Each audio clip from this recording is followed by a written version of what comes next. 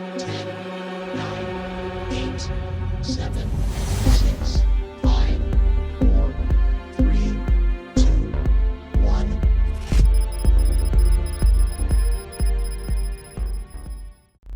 Hey everyone. Hi guys, and welcome to our first video on Two Player TV. I'm Kieran. And I'm Ian. I had to think about it. I'm Ian. Kieran. I'm Kieran. And yeah, first video of Two Player TV. Welcome, welcome, welcome. First video we're going to do, actually we're lucky. We've got, well, what we hope is going to be an amazing experience in Shang-Chi. So, yeah, for me personally, we've been wanting to do obviously our first video, and this is a great opportunity. It's going to be hopefully a great movie. The thing is that for me in recent times, I've been a bit, I don't know how I want to say it. I hate to use this kind of word, but it's almost like I do feel like fatigued with the whole super things.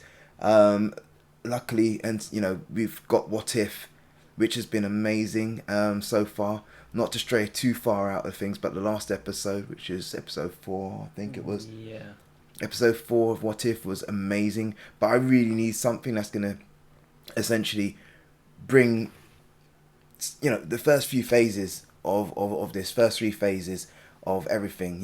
Watching obviously Endgame, everything else has been amazing. It was a great experience, and I suppose since then we've had a lot of other things, including DC stuff.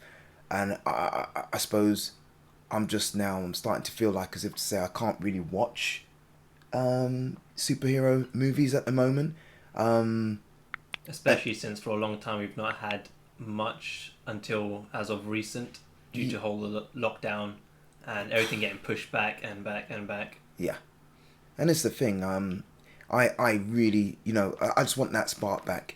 Essentially, because I'm starting to feel like, there was a time before where I had a couple of hours spare in a busy day, and I think, you know what, I'm going to just chill, I'm going to sit down and watch a Marvel movie, I'm going to watch a DC movie, and right now, I just don't feel the need to do it at the moment. I'm just sort of just trying to resurrect any movie that I can think of other than a superhero movie, which is a shame, but it's Sometimes just that you need a break from it. Need a break. So when you come back into it, you get that excitement again. Exactly, and I'm hoping Shang-Chi is the one that actually does that.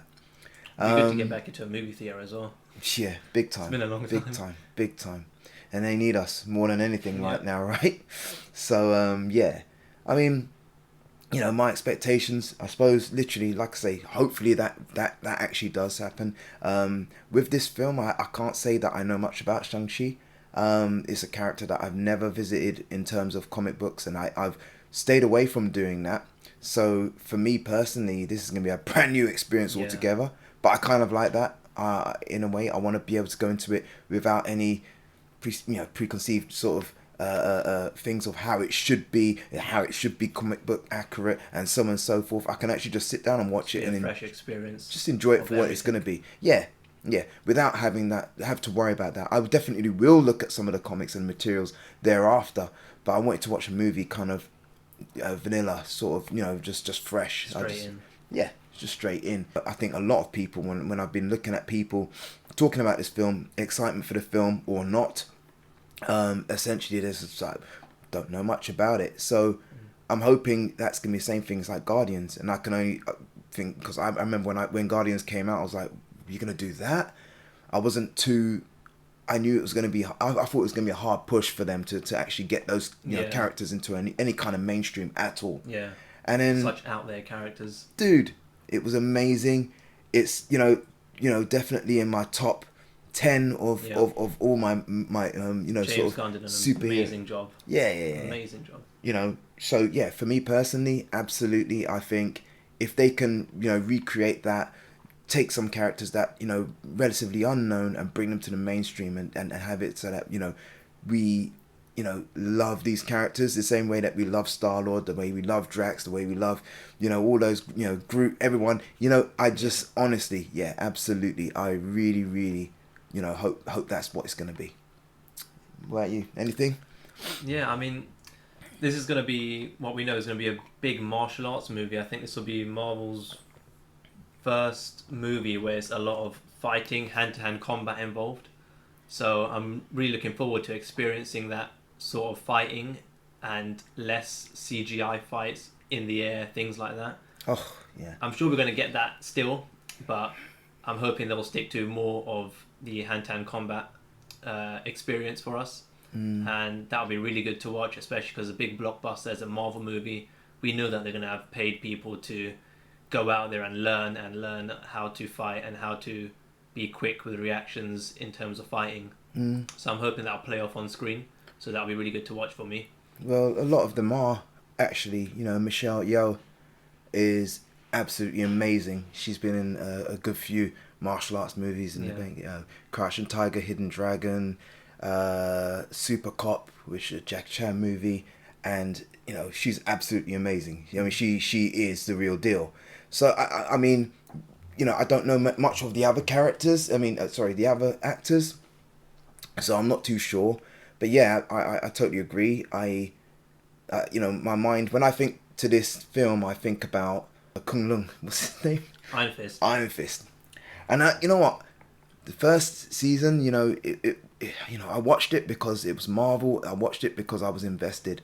Yeah. If I'm, without being too harsh and obviously making this into another review, essentially it was terrible in terms of the fight scenes. It was awful. You could see that everything was rushed. You could see that no one was really prepared. The guy that played Danny Rand, I forget, he was the guy, I don't forget his name, but the one that played Danny Rand was awful. His fighting was terrible. Very so slow paced. Oh, slow paced. You can tell that the actors were trying to keep up with each other during the fight scenes. Yeah. Essentially, they're trying not to hurt him. Half the time, you could see they were not trying. They were trying, making sure that we cannot hurt the lead star, the lead role person right now. So that everything was just so clunky. Everything was very much, you could see what was going to happen. You could see the punches being thrown before they were thrown. It was awful. And with the kind of actors that they've gone with in Shang-Chi, hopefully that they eradicate that. The only thing that I hope that they don't do, I mentioned Crouching Tiger, Hidden Dragon, which was a great movie. Visually, it was absolutely stunning. But the thing for me is that I've never been a big fan of wire work. And by that I mean, when people are literally flying through trees and, zip lining across, do you know what I mean? But they're, do that. And I'll be honest with you, I don't like that. I've never really liked that. And I hope they kind of refrain from doing that kind of stuff. I know they will do it for big, punches or something when they throw someone across the way. That's different. But when I'm talking about people with swords flying through the air, in this pose and all that, please don't do that. I'm hoping they won't. And just make it, just a great movie, and yes, it's going to be a bit tame in a way because it's PG-13, right? Believe so. Something like that. So it's not going to be, full on bam bam bam bam bam bam, with really devastating punches. But at the same time, the action needs to be fluid. So fingers crossed. Yeah. Yeah. Anything else? It'll be good to see how this movie leads into the larger MCU going forwards, because we know everything in the MCU just interconnects with everything. Yeah. I mean, we know that this is coming off the back of a not very good Iron Man 3 from the Mandarin and the Ten Rings. So hopefully this just pushes that to the back of everyone's heads somehow and just retells the story of, I don't know if the Mandarin is even going to have a part in this really, but I've not heard Ten anything. Rings is going to be a big thing. I think I thought I saw Ben Kingsley on the cast list at some point, but I'm not 100% about that. That might just be in my head, to be honest. But I mean, we'll see what happens and how they fix something that was done in Iron Man 3. Yeah. I it comes down to sort of, like I say, getting that buzz again for what's coming next and so on and so forth. If they can give us, a good tie-in, a good, so far they've been doing a lot, obviously, of essentially multi-universe stuff, and setting that up. I want to see it evolve a bit more now. We get it. There's a multiverse coming. Okay, let's move on now. Come on, let's move it on a bit. Let's move it. So, well, for me anyway, that's how I feel. I was like, come on, let's move it on a bit. So fingers crossed, yeah, we'll get some kind of end credit scene that's gonna absolutely blow our minds and get us back to the days of when we saw Thanos for the first time in Avengers and so on. We start leading up to the next big movie going forward. Absolutely. So we're literally an hour away from our viewing time. So yeah, we'll be back to let you know our thoughts. Catch you soon.